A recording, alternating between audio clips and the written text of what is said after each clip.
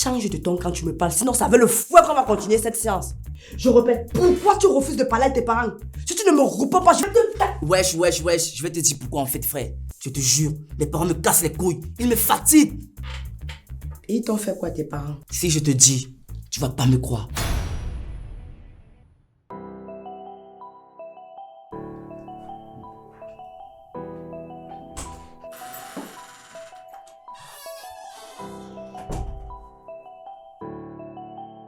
Bonjour, docteur. Les enfants qui vendent les bonnes François cherchent quoi dans mon bureau? C'est moi qui dois maintenant les donner les stratégies marketing.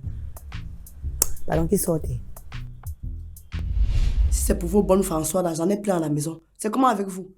Vos collègues sont tout le temps dans mon bureau. Mais non, nous sommes là pour voir la psy. Voilà, psy.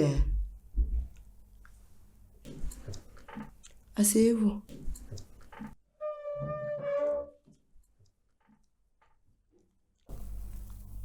Mon fils, ça va? Madame, qu'est-ce que je peux faire pour vous? Je suis là pour mon petit frère ici présent. Il a eu un accrochage avec mamie dernièrement. Et depuis, il ne parle pas. On lui pose même des questions, il ne répond pas. Il claque les portes n'importe comment. Il est devenu violent, têtu.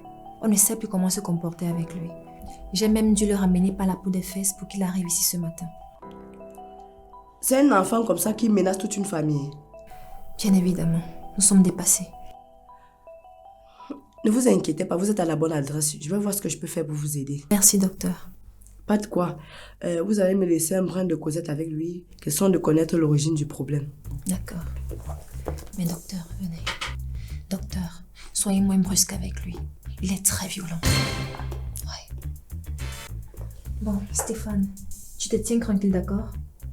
J'arrive, ok?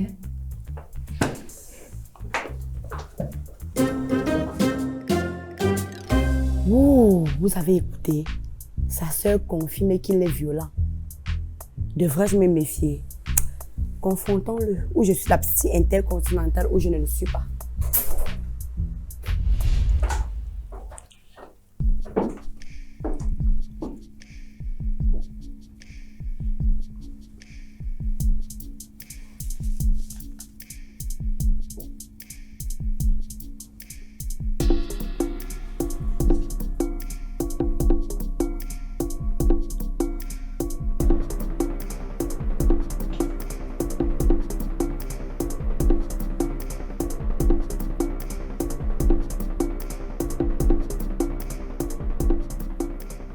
On te sert quelque chose à boire ou à manger?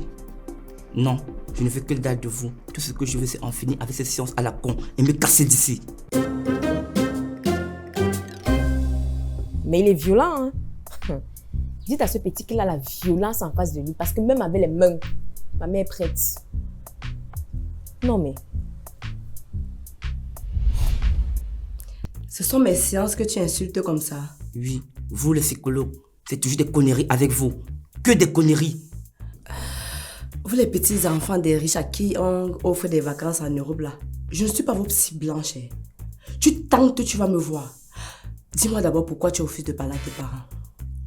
C'est pas ton problème. C'est mes parents. C'est ma vie. Je fais ce que je veux.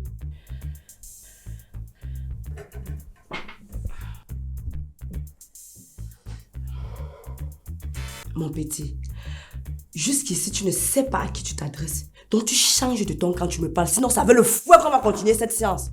Je répète, pourquoi tu refuses de parler à tes parents?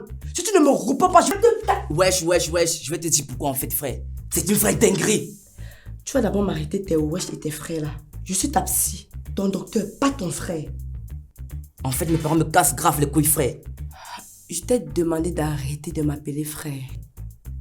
Désolé, je te jure, mes parents me cassent les couilles. Ils me fatiguent. Et ils t'ont fait quoi tes parents? Si je te dis, tu vas pas me croire.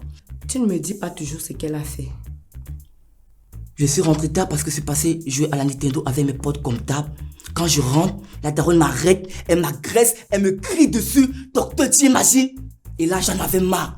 Et je lui ai regardé dans les yeux. Je lui ai dit, mène-toi de tes oignons. C'est ma vie. Je fais ce que je veux. Et là, elle m'a donné une claque. C'était la claque de ma vie. J'ai filé dans ma chambre. J'ai claqué la porte. Depuis ce jour, on se parle plus. à Ben, essaye un seul jour de me claquer la porte au nez. Je l'envoie à l'hôpital. Le petit a eu la chance de naître dans une famille démocrate. Chez moi, là, c'est la dictature. Ça ne te plaît pas, tu sors. Mince. Les histoires des enfants des riches qui manquent toujours de respect à leurs parents, là, m'a toujours dépassé. Vous parlez de quoi, docteur? Donc, tu as regardé ta mère droit dans les yeux et tu l'as insultée. Mais tu es toujours en vie. Bien portant, tu n'es même pas aux urgences. Ça, c'est un réel miracle. Pourquoi un miracle? Ça ne peut arriver que chez vous les riches. Ma mère, moi, était toujours nerveuse, hystérique, en colère. Elle avait toujours le visage froissé. C'est-à-dire quand tu voulais lui demander quelque chose, même si c'était légitime, même si c'était ta propre chose, tu devais prendre une distance d'au moins 5 mètres, prêt à esquiver. Parce que si ça tourne mal dans sa tête là, elle te vise soit la talon, soit un pilon, soit même le couvercle de la mamite. D'abord, donne-moi le numéro de ta mère. Je vais l'appeler. Il faut qu'on commence ta séance tout de suite. On m'appelle 2 gros bras. On va te balancer ici maintenant. Ah Ben! Mais ça, c'est une dinguerie. Tu parles de dinguerie parce que tu n'as pas encore vécu la vraie dinguerie. Je ne t'ai même pas encore dit ce qui arrive à un enfant quand il manque de respect à sa mère comme tu l'as fait. C'est-à-dire qu'en cas d'insulte ou même de tentative d'insulte, on appelle tous les grands frères du quartier. Ils t'arrêtent. Il te verse l'eau. Il te bastonne copieusement pendant 1 heure de temps.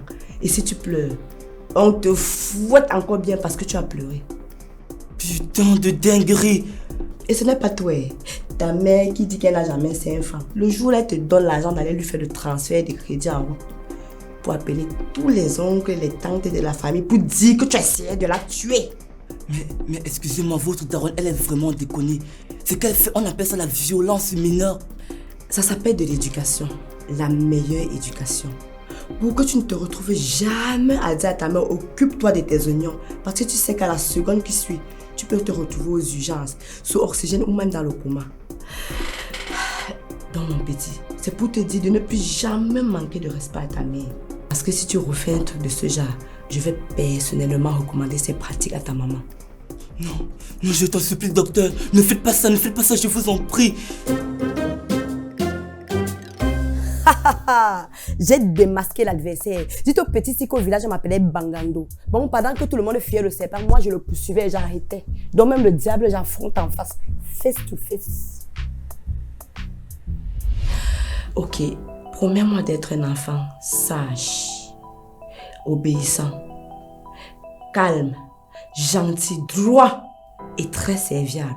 Je promets d'être tout ce que vous venez de citer. Je promets encore de ne plus jamais regarder ma mère dans les yeux quand elle me parle. Voilà. J'espère que tu vas respecter tout ça. Parce que quand ta mère te gronde ou te crie dessus, c'est parce qu'elle s'inquiète pour toi. Donc quand on finit les cours, on rentre à la maison révisée. On ne part pas jouer la Nintendo chez les amis. D'accord, docteur. Quand on finit les cours, on rentre à la maison révisée. On ne part pas chez les amis jouer la Nintendo. J'espère que tu as bien compris. Oui, docteur.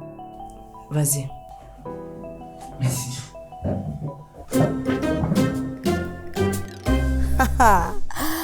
Après, vous allez dire que je ne suis pas si compétente. Quand je redresse vos enfants comme ça, vous ne voyez pas.